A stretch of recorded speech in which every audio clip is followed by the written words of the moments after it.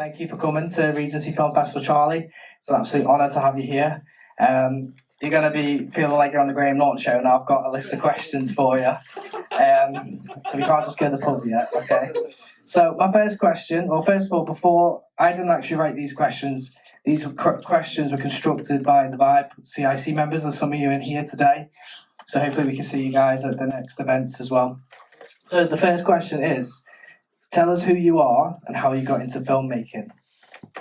Yeah, well, I'll keep it brief. I'm Charlie Steeds, and the film you just watched, I wrote, directed, produced, and did the cinematography for. So I'm not quite a one-man band, but I'm a very small skeleton crew maker of indie horror films, usually horror films. And I got into it just because, when I was a kid, I was obsessed with movies, and I went to film school. I did a degree in practical filmmaking, which doesn't really help at all if you want to become a filmmaker, but coming out of that, I had the drive to just want to start making movies, and luckily, I was able to make my first few very, very low budget features and was able to then sustain that as a career so far anyway, making, still very, very low budget movies, but, it's my full-time job, and I think I've done about 15 features now. So yeah. And what inspired you to set up Dark Temple Motion Pictures? So the company itself, when I started making these horror films, I knew I wanted to have a brand, because, I look at other horror filmmakers and I see different brands that I really like, and I had an idea that I wanted to make horror films that were a throwback to sort of like the films I love from the 70s and the 80s, creature features and those types of movies. So that was the whole idea. But in fact, with Dark Temple Motion Pictures, I'm sort of wrapping up that brand now because I've been making films of a certain level, sort of gradually getting better with each film. But now I kind of want to put a cap on this little collection of movies and step everything up to the next level. So going forward, this will be one of the last Dark Temple Motion Pictures films. And hopefully bigger and better things with a different brand that focuses on something else. You already answered this one, but how many films have you made, but which is your favourite that you've done so far? Sure, so yeah, as I said before, I think it's about 15. Freeze is one of my favourites. I'm very self-critical with my own movies, believe it or not, and, it's so difficult making these films. With Freeze, for example, all I have is, I reverse engineer the films from what I have. I had a cave. I knew I could go out to the snow and get those nice wilderness shots of Norway, and that's kind of it. And then people talking, and I knew I could do these creatures, you kind of have to work from there with very, very little resources. So for, people who aren't used to watching micro-budget films or indie-level films, it's a miracle to even sustain your interest or get you to even click on a movie such as Freeze, which is why it's so important that Carl is doing these types of events and getting to show, it's a treat for the filmmaker to get to show all of you guys, and it's a great turnout today. So as I said before, thanks everyone coming and watching it. But yeah, probably my favourite one, Freeze is one of them. I did another one called Death Ranch, another one called English Haunting, and one called Werewolf in England. Of those four, those are the ones I'm really proud of. 4 and 15 is basically, that's it, and the other ones are challenges, but you learn every time, and it's all practice for hopefully bigger and better things in the future. Like I say, you really are self-critical. I think it's really, really hard to make a feature film happen, and the quality of your work is obvious to see. And you honestly deserve everything that you've got lined up as well. So where did the idea for Freeze come from? So the people who funded the movie, basically the way my job works is that a company will get in touch with me, and they want to fund a movie, and they're going to sell it and distribute it and make their money that way. And the people who came to me had one criteria, which was make a film set in the snow. And that was basically it. So that's quite a nice, wide open criteria, because it meant I could kind of do whatever I wanted. And so I came up with this idea. Well, I'd had the idea for ages that I wanted to do something with fish creatures. If I'm going to do a creature feature, which is like a very sellable thing for like straight to DVD, straight to streaming movies, a creature feature is usually a hit.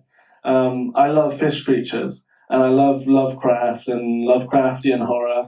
And so basically I wanted to do fish creatures in the snow, which I then had to somehow, it was really scraping the budget to try and make fish creatures work in the snow. You have to then have a ship, and we had to go and shoot on the SS Great Britain in Bristol, which is my hometown.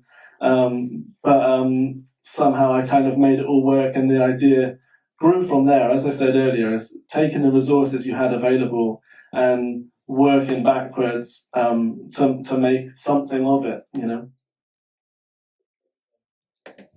So do you mind telling us about some of your favourite sets and locations out of all the films that you've done? Yeah, sure. So, on Freeze, filming in Norway was really great. I'm a big believer in just going places for real and doing everything practical. I'm not one of these low-budget filmmakers who will just do it all against a green screen.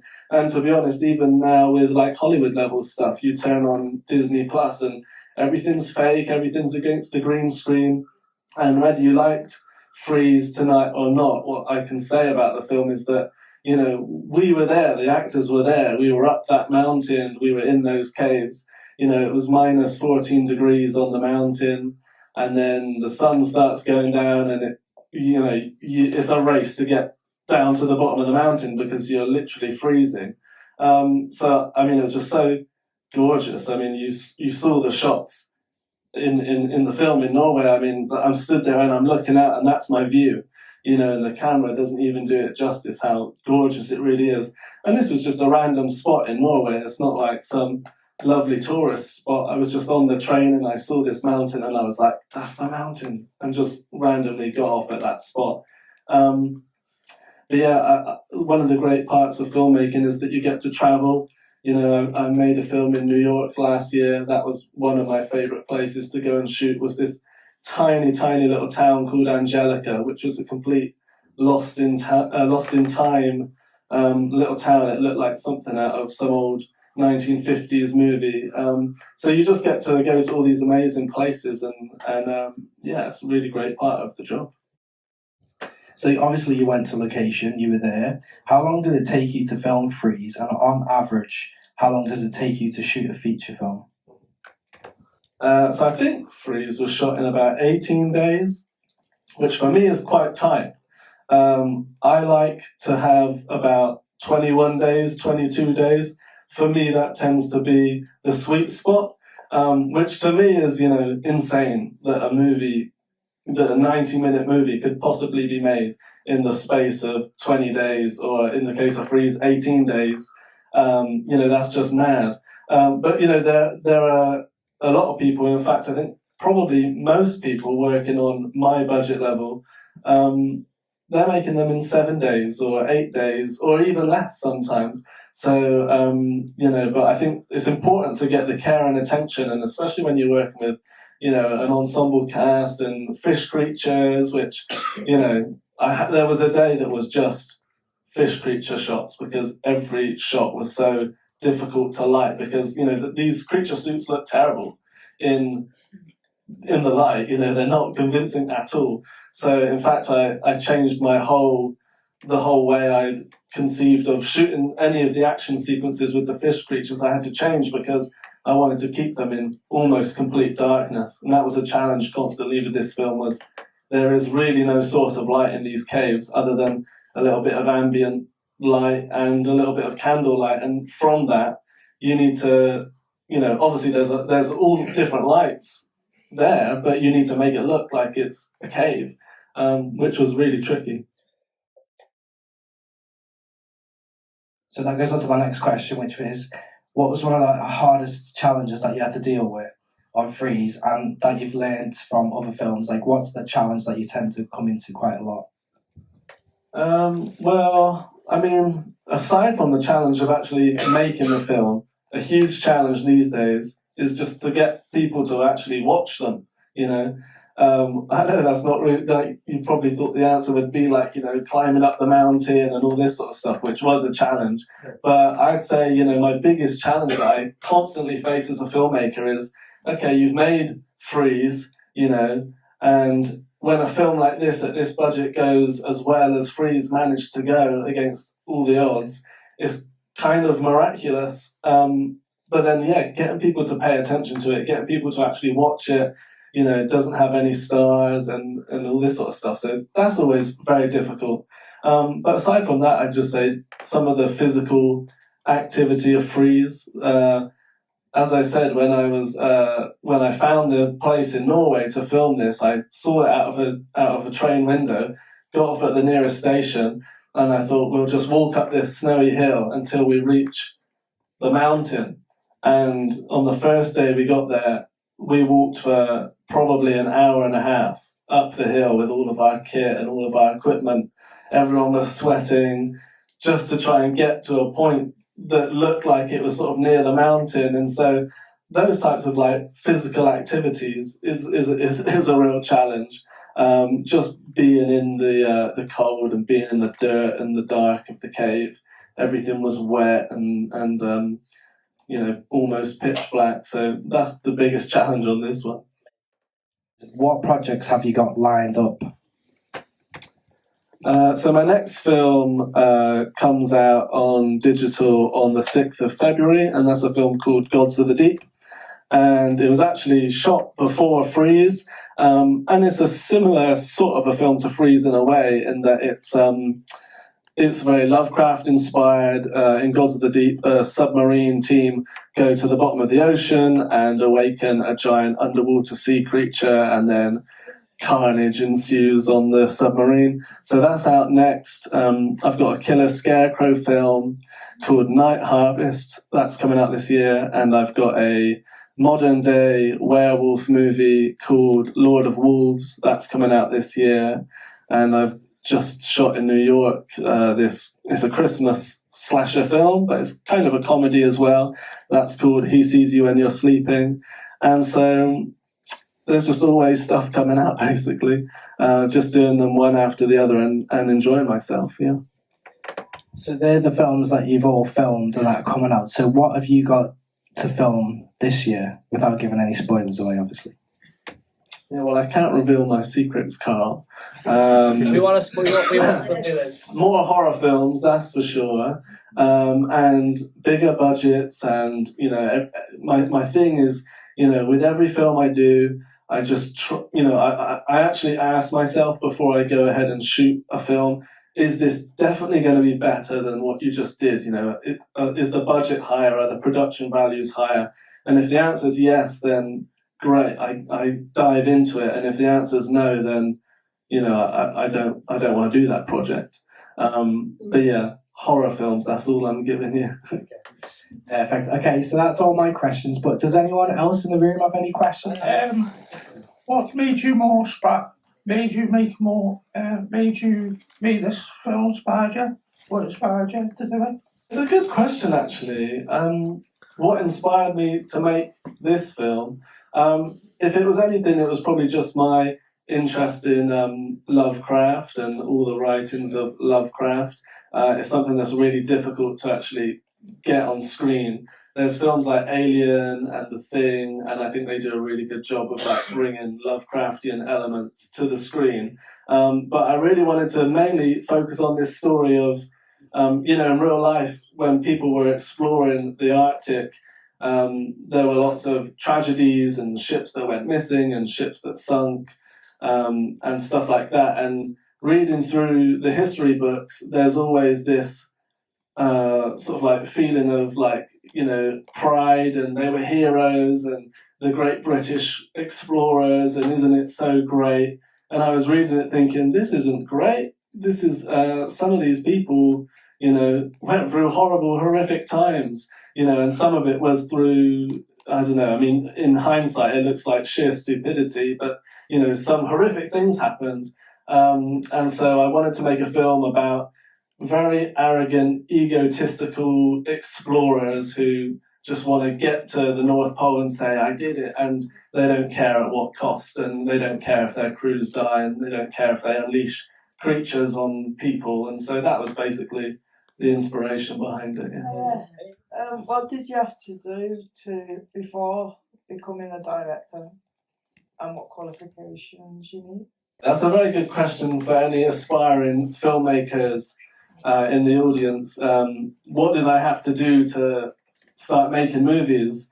And the answer is you just have to start making movies. You just have to be inspired by your favorite films, and then write a script, download software. Just, you know, you can type into Google script writing software, download it, and then we live in a time where you can just buy a camera, you can get your friends together, and you can make stuff that's watchable, and you can put it straight out on YouTube and get feedback immediately. And basically that's, I mean, I did say I went to film school, but my film degree really didn't do anything for me. When I was a teenager, I was just making one short film after the other, and, you know, it's difficult because in the beginning they're terrible, you know, and I hope that one day I look back at Freeze and I go, oh, that was terrible, you know, but I made 20 short films while I was a teenager. And then, you know, as I say, here I am, I've made about 15 feature films. So for me, it's just keep learning, keep doing it. And just don't let anything stop you. Just go ahead and do it. You know, that's the only way to learn. I'll just answer on that one as well.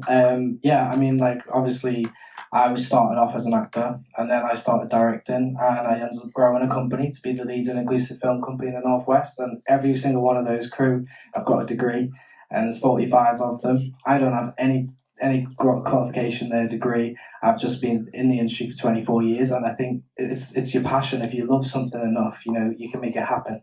You know, we've produced loads of things. We're working on loads of documentaries, music videos. We've got about 62 projects in the works. We've got feature films. We're collaborating on some features as well. So, you know, if you want something bad enough, a qualification won't stop you. You know, so if you want to do it, then go for it. How many years you been doing this, filmmaker? How many years have I been doing it? So I'd say 9 years ago I made my first feature-length movie, which literally nobody was there looking for me to make a first feature-length movie. Even, to be honest, friends and family, you know, they'd been dragged through 20 different short films over years through when I was a teenager. So when I was about 9 years ago, I just put very little together and managed to make my first movie. And that was my first feature. And so it took me about a year or two where I still had to work a day job and do freelancing jobs, a bit of editing, a bit of corporate video. But, you know, it was really a year to 2 years, and then I was being hired full-time to make stuff like Freeze. And so I guess I've been full-time for about seven and a half years. Yeah. Amazing. I just want to say thank you everyone for coming today. What I was going to say is, obviously, Regency Film Festival is going to be a big film festival on Friday the 15th of November. Tickets are available for that. We've also got a film screening each and every month. We've got loads of different types of films, one a month. All the directors and producers will be coming. There'll be a red carpet just like there is today, and all the proceeds go to charity. It goes to the Vibe Liverpool CIC and to the Plaza Cinema charity as well. But I just want to say thank you so much everybody for coming here, making the time and effort, and raising money for charity tonight. Thank you so much. We hope you enjoyed it.